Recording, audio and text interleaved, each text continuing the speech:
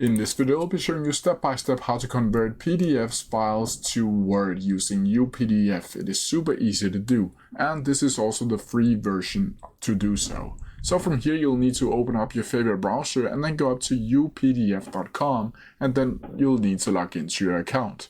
Once from here, you'll need to go up to the menu up here, and then you'll be able to see online PDFs right here. From here, you'll be able to select PDF to Word up here, and once you click on that, it should be looking something like this.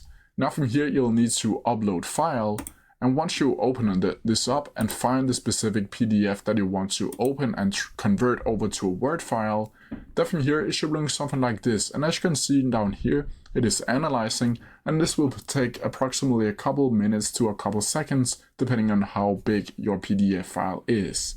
Once from here, you'll simply need to click Convert PDF, and then a new page will pop up like so. And as you can see, now you will see the entirety of the PDF file, and from here you will be able to see that they have converted the document to a doc format. Down here you can also click download or view in library, and you can see you can download it right here. But that's how I do it. If you have no questions about it, please leave them down in the comments below, and I'll try my best to answer them as quickly as possible.